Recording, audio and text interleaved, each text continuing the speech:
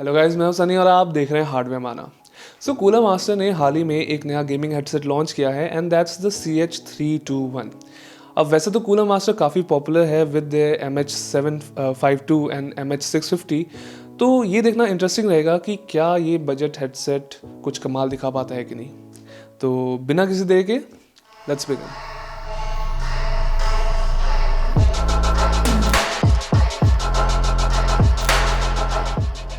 हम पैकेजिंग से स्टार्ट करते हैं and the packaging is extremely basic और आपको कुछ नहीं मिलता। ऑफ कोर्स द हेडसेट एक बहुत ही सिंपल USB हेडसेट है जहाँ पे आपको थोड़ी सी RGB मिल जाती है और 7.1 USB डोंगल्स वगैरह जैसे कोई एक्स्ट्रा फीचर्स नहीं मिलते। और ऑनेस्टली कहूँ तो बजट हेडसेट्स में ये नॉर्मली गिमिक्स ही होते हैं, तो it's lack of inclusion is all right for me. ये एक स्मूथ प्लास्टिक से बना है और इसके जो ईयर कप्स हैं वहाँ पे कूलर मास्टर का लोगो RGB LEDs में चमकता है। अब यहाँ पे RGB लाइटिंग तो है लेकिन आप इसको किसी तरीके से कंट्रोल नहीं कर सकते because there is no control for it. आप ये एक ही साइकिल में कंटिन्यू चलता रहता है and that's the normal RGB rainbow effect. अब सच बताओ तो मुझे हेडफोन्स पे RGB का कुछ समझ नहीं आता कि why do you need RGB on your headphones, but अगर आप उन लोगों में से है जिनको अपने हेडफोन्स पे चांदनी बार सेटअप करने का मन है then you have the option here, but just you can not control it. Ear pads वही पुराने हमारे फॉल लेदर या सिंथेटिक लेदर से बने हैं एंड ये किसी मेमोरी फोम जितने कंफर्टेबल तो नहीं है, लेकिन for the price I have seen worse. These are of acceptable quality and fortunately removable. तो अगर आपको मन करे अपने 2-2.5 हज़ार रुपये के हेडसेट के लिए बाद में जाके 1,500 रुपये के ईयर पैड्स खरीदना है then you have the option. Ear pads बहुत ज़्यादा डीप नहीं है तो इसी वजह से मेरे जो कान हैं वो टच करते हैं ड्राइवर को, मतलब एक्चुअल ड्राइवर को नहीं टच करते, उसके ऊपर जो फोम है पतली सी लेयर की उसको ज़रूर टच करते हैं। सो अगर आपके बहुत ज़्यादा बड़े कान हैं then it may get uncomfortable and मेरे कान काफ़ी छोटे हैं फिर भी वो टच करे तो योर माइलेज में वेरी अ लॉट। एंड कान से याद आया, let me tell you a fact about my ears. मेरे राइट ईयर की ओपनिंग बड़ी है compare to my left ear, so इसी वजह से अगर मैं इन ईयर मॉनिटर्स या फिर ईयरफोन्स यूज़ करता हूँ तो मुझे एक कान से बेस कम सुनाई देती है compare to other one. Headphones के साथ वो प्रॉब्लम नहीं आती, मैं पहले बता दूँ। एंड इसको बताने का मेरा एक और रीज़न भी था मतलब मेरे कानों के बारे में बताने का, बिकॉज ऑडियो इक्विपमेंट का रिव्यू करना विदाउट मेजरिंग इक्विपमेंट बहुत ही एक सब्जेक्टिव चीज़ होती है। बिकॉज मेरे कानों में कुछ डिफेक्ट हैं, आपके कानों में कुछ थोड़ी चेंजेस होते हैं, फिजिकल चेंजेस होते हैं, तो इसी वजह से हर पर्सन ऑडियो को अलग अलग ढंग से सुनता है। मैं जो ओपिनियंस दूंगा ऑडियो के बारे में मे बी वो आपको पसंद ना आए, so please don't bully me in the comments. चलो इसको छोड़ते हैं, अब हम लोग आगे बढ़ते हैं एंड अब बात करते हैं यहाँ पे वॉल्यूम कंट्रोल की। On the year cup you have a volume wheel on the left side year cup, लेकिन इसकी प्लेसमेंट बहुत ही बकवास है। सिंपल सी बात कहूँ, नेचुरली आप जिस पोजीशन से हेडफोन्स को उठाने जाते हैं जब पिकअप करते हैं तो आपका जो थंब है, लेफ्ट थंब, वॉल्यूम व्हील है उसके ऊपर टच करता है। एंड बिकॉज वॉल्यूम व्हील इतना सेंसिटिव है, ना कोई टैक्टाइल फीडबैक वगैरह है, तो ये बहुत ज़्यादा वॉल्यूम चेंज कर देता। तो यानी जब भी आप इसको पिकअप करते हो या अपने कानों पर लगाओगे या हेड सेट करोगे अपने सिर के ऊपर, इसकी वॉल्यूम चेंज होगी। इसकी डिज़ाइन कंसिडरेशन थोड़ी सी चेंज हो सकती है। इसका जो हेडबैंड है वो सस्पेंशन स्टाइल वाला है which is a style I personally don't like. ये काफ़ी एक्सेप्टेबल हो सकते थे अगर इसमें थोड़ी सी फ्लेक्सिबिलिटी हो जाती, बिकॉज जो हेडबैंड है वो एडजस्टेबल तो काफ़ी है, यानी काफ़ी बड़े साइज़ में खुल जाता है, लेकिन इसमें फ्लेक्सिबिलिटी बहुत कम है। इसको बहुत ज़्यादा रिजिड लगा एंड बिकॉज ईयर कप से कोई किस्म की स्विvel मूवमेंट भी नहीं है तो आपको फ्लेक्सिबिलिटी मतलब आपकी एडजस्टमेंट थोड़ी लिमिटेड रेंज में है। बिकॉज ऑफ दैट लिमिटेशन मेरे कान पे इसके एक्चुअली ईयर कप्स फ्लैट नहीं पड़ते and that's very important for a good seal. Almost 90% area तो कवर हो जाता है but still there some kind of air gap between here and the reason being मेरे जो चीक बोन्स है वो काफ़ी चौड़े हैं, तो अगर आपकी भी मेरे जैसे अजीब सी शक्ल है then you may face this problem. थोड़ा सा मुझे लगा कि वो सील और अच्छा हो सकता था अगर थोड़ी सी मूवमेंट ज़्यादा होती ईयर कप्स पे। जिस दिन मैंने पहली बार इसको यूज़ किया था हेडसेट को तो मुझे थोड़े टाइम में ही लगा कि थोड़ा सा हीट बिल्डअप होना शुरू हो रहा है। सो आई डोंट नो गर्मियों के मौसम में इसकी हालत कितनी बुरी होगी, लेकिन अभी तो फ़िलहाल ठीक है। तो जस्ट बीच बीच में आपको अपने ईयर कप्स उठाते रहने पड़ेंगे जैसे कोई कुत्ता टांग उठा के अपना काम करता है। चलो भाई कुत्तों की बात छोड़ते हैं, अब एक्चुअली साउंड के बारे में बात करते हैं। 2 सेक्शंस में बात करते हैं इसके बारे में and that's gaming and music. इसका साउंड स्टेज वीक है लेकिन इसकी इमेजिंग ठीक है। इसका जो साउंड स्टेज है वो काफ़ी नैरो है, लेकिन जो इमेजिंग है वो अच्छी है, यानी आपको पता चलता है कि साउंड अगर लेफ्ट से आ रही है या राइट से आ रही है तो आपको अंदाज़ा लग जाता है। एपेक्स लेजेंड जैसी बड़ी गेम जो थोड़ी ओपन वर्ल्ड है, थोड़ी ज़्यादा ओपन मैप्स है, वहाँ पे इसकी परफॉर्मेंस इतनी अच्छी नहीं लगी जितनी वैलोरेंट जैसे क्लोज मैप्स में लग रही थी।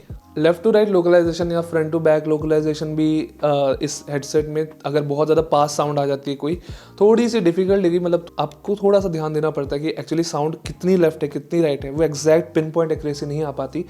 एंड ये इसी हेडसेट की प्रॉब्लम नहीं है, इस प्राइस रेंज में चाहे रेड गियर हो या फिर कॉस्मिक बाइट हो, कोई भी हो, एंटी स्पोर्ट्स वगैरह सब में ये प्रॉब्लम रहती है। लेकिन यही रीज़न है कि आप महंगे हेडसेट्स भी खरीदो ताकि वो आप पिन पॉइंट एक्यूरेसी निकाल पाओ, रिप्रेजेंटेशन मिले अपनी गेम की सराउंडिंग साउंड्स की। अगर म्यूज़िक की बात करें तो इसका जो साउंड सिग्नेचर है वो म्यूज़िक के लिए बिल्कुल नहीं बना मेरे अकॉर्डिंगली। अगर और थोड़ा टेक्निकली बताऊं तो जो इसका साउंड सिग्नेचर है मेरे अकॉर्डिंग, जो एटलीस्ट मेरे कानों पे जितना मैं ट्रस्ट करता हूं, उसके हिसाब से इसमें बहुत ज़्यादा जंप्स है फ्रीक्वेंसीज में at around 7 kHz and at around 3500 to 4000 के बीच में। इसके अलावा इसका जो हाई नोट्स है यानी अप्रॉक्सीमेटली 12,000 के ऊपर इसका रोल ऑफ शुरू हो जाता है, इसका ट्रेबल बिल्कुल ख़त्म हो जाता है। खिचड़ी ज़रूर पकती है, सीरियसली खिचड़ी बन जाती है। एंड डिफ्रेंसिएशन की बात करें इंस्ट्रूमेंट्स की या वॉइस ओवर्स की तो वो थोड़ी कम हो जाती है। बिल्कुल लेमन टर्म्स में बताऊं कि जो साउंड सिग्नेचर है आपको बड़ी साउंड नहीं मिलती, बहुत ही छोटी कंस्ट्रक्टेड साउंड मिलती है, लेकिन जितनी भी मिलती है for gaming that will be accurate enough. मतलब अगर आपके पास आपके गेम सेंसर्स अच्छे हैं तो it will help not degrade your performance. हम जल्दी से केबल की बात भी कर रहे थे। I think the cable looks very nice, मतलब दिखने में तो बहुत अच्छी है and thickness is acceptable because it's a USB headset, तो नॉर्मली यूएसबी केबल थोड़ी मोटी होती है। लेकिन इसमें एक प्रॉब्लम है कि बहुत जल्दी कॉयल हो जाती है एंड जो कॉयल होती भी यानी जो इसके नॉट्स लगते हैं बहुत ज़्यादा गंदे वाले लगते हैं, मुझे लगता है इंप्रूव करनी चाहिए। I think the design is very good, थोड़ा सा इनको टैंगल फ्री किसी तरीके से इनको बनाने की कोशिश करनी चाहिए। जो इसका एक्चुअल हेडबैंड है मेटल पार्ट्स को छोड़ के जो लेदर वाला पार्ट है वो थोड़ा सॉफ्ट है, अच्छी क्वालिटी का, फ्लेक्सिबिलिटी है काफ़ी ज़्यादा, बहुत ज़्यादा थिक नहीं है, बहुत ज़्यादा एकदम प्लशी भी नहीं है, मतलब उसमें बहुत ज़्यादा फोम नहीं है, लेकिन इट्स कंफर्टेबल। मैंने बहुत ज़्यादा लंबे सेशंस ट्राई नहीं किए, मैंने 1 घंटा 1.5 घंटा ट्राई किया, उससे ज़्यादा तो नहीं किए, लेकिन मेन कोई एडजस्टेबिलिटी वगैरह में प्रॉब्लम नहीं आई थी। बहुत ज़्यादा हैवी भी नहीं है हेडफोन्स और साइज़ कंपैरेटिवली बड़ा है कुछ हेडसेट से, लेकिन फिर भी कॉस्मो जितना बड़ा नहीं है। मैं कह सकता हूँ कि आप आराम से इसे 2-3 घंटे मतलब बिना एडजस्टमेंट के इसको लगातार पहन सकते हैं। और जो माइक है वो थोड़ा सा मेरे ख्याल से लंबाई में छोटा है। It's very similar to other budget gaming headsets जहाँ पे प्लास्टिक की कवरिंग होती है और ये बेसिकली बूम माइक है, आप इसको एडजस्ट करते हैं, लेकिन बिकॉज लेंथ छोटी है तो थोड़ा सा आपको खींचतान करना पड़ता है। यहाँ पे कोई म्यूट बटन नहीं है for the mic which is odd. एक म्यूट बटन जरूरी है, या फिर अगर है तो मुझे मैनुअल में भी नहीं दिखा और मुझे हेडसेट के ऊपर भी नहीं दिखा। यहाँ पे हर टाइम एक रेड लाइट जलती रहती है विच शोज कि माइक ऑन है, but usually red means stop, so I don't know what's the reason. सुनते हैं माइक की क्वालिटी और मैं बता दूं मैं किन किन माइक्स की टेस्टिंग कर रहा हूँ। It's the cooler master MH752, red gear Cosmo 7.1 and the cooler master CH321। ये तीनों हेडसेट की आप आवाज़ सुन सकते हैं आप। What is input credit? Input credit means at the time of paying tax on output, you can reduce the tax you have already paid on inputs. What is input credit? Input credit means at the time of paying tax on output, you can reduce the tax you have already paid on inputs. और अब हम check कर रहे हैं कि keyboard की sound कितनी pickup कर रहा है। This is a Cherry MX Red keyboard. What is input credit? Input credit means at the time of paying tax on output, you can reduce the tax you have already paid on inputs. What is input credit? Input credit means at the time of paying tax on output, you can reduce the tax you have already paid on inputs. अब हम check कर रहे हैं कि एक keyboard की आवाज़ ये हेडसेट कितनी पिकअप करेगा and we are using a Cherry MX Red keyboard. What is input credit? Input credit means at the time of paying tax on output, you can reduce the tax you have already paid on inputs. What is input credit? Input credit means at the time of paying tax on output, you can reduce the tax you have already paid on inputs. अब मैं test कर रहा हूँ कि ये headphone कितनी आवाज़ pickup करता है मेरे मैकेनिकल कीबोर्ड की टाइपिंग की and we are using a Cherry MX Red keyboard. The sound quality is decent for the price. ये बहुत ज़्यादा नेजली नहीं है, बहुत ज़्यादा बेसी नहीं है, इसमें थोड़ा सा ट्रेबल एम्फोसिस है. लेकिन इसमें थोड़ी बहुत नॉइज़ पिकअप भी ज़्यादा है कंपेयर टू द MH75। तो उसमें ऑब्वियसली बहुत ज़्यादा नॉइज़ रिडक्शन हो रही है, उसी वजह से जो साउंड है वो थोड़ी ज़्यादा कंप्रेस है, लेकिन उसमें फिर भी क्लैरिटी काफ़ी है। कॉस्मो में आउटपुट लेवल बहुत कम है, यानी बहुत ज़्यादा आपको ऑडियो बूस्ट करना पड़ेगा बाद में अगर आप थोड़ी बहुत मतलब डिस्कॉर्ड वगैरह चैट्स यूज़ करें या इन गेम चैट्स यूज़ करोगे। इसके अलावा इसमें एक और चीज़ है कि जो इसकी साउंड है मतलब आवाज़ की, जो मुझे लगा थोड़ी बहुत नेजली लगी। एक जो चीज़ है CS321 के साथ कि इसकी नॉइज़ पिकअप जनरल नॉइज़ है, मतलब नॉइज़ फ्लोर है, जो आप कुछ भी रिकॉर्ड नहीं करते तब भी जो नॉइज़ है वो भी थोड़ी हाई लगी मुझको।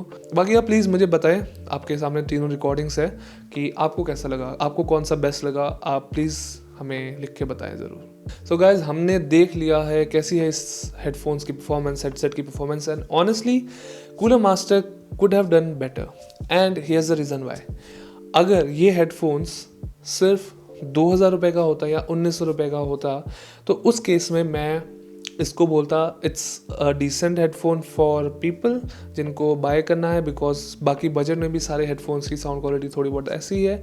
लेकिन कूलर मास्टर इसको प्राइस करने वाली है 2700 2900 इस प्राइस रेंज में, ऑलमोस्ट 3000 रुपीज़, और 3000 प्राइस में आपको इससे ज़्यादा बेटर क्वालिटी के साउंड मिल सकते हैं। अगर मेरे पास दोनों ऑप्शन हो, एक something like local brand kind of thing और एक तरफ कूलर मास्टर का CS321, तो मैं ऑनेस्टली प्रेफर करता कूलर मास्टर। रीज़न बीइंग, मैं एक्सपेक्ट करता हूँ कि उसमें ओवरऑल एक just because of an international brand उनकी R&D वगैरह की वजह से उनको ज़्यादा फीचर्स मिले या ज़्यादा साउंड क्वालिटी, एक ज़्यादा मैच्योर प्रोडक्ट मिले, लेकिन यहाँ पे मुझे वो नहीं दिखा, which is a little disappointing in my opinion. और मेरे ख्याल से they can definitely improve the product और रिड्यूस द प्राइस ड्रास्टिकली, मतलब बहुत ज़्यादा प्राइस है for the features right now it offers. ये हेडसेट सीरियसली 1900 रुपये 1800 रुपये से ज़्यादा नहीं होना चाहिए। I don't care about the brand कि इसका ब्रांड क्या है, आई डोंट सी कि वाई सिर्फ कूलर मास्टर का ब्रांड ऐड करते ही दाम बढ़ना चाहिए, बिकॉज क्वालिटी कम है। Right now I can not recommend this one until and unless you are only dedicatedly playing FPS games. So guys, thank you for watching this video. Please let me know आपको ये कैसी लगी video, और अगर आपके पास कोई question है इस हेडसेट के बारे में या कोई दूसरे छोटे मोटे ऑडियो के रिलेटेड कोई क्वेश्चन है तो प्लीज़ हमें कमेंट्स में ज़रूर बताएं। बाकी मैं मिलूँगा आपको अगली बार। Till then, bye.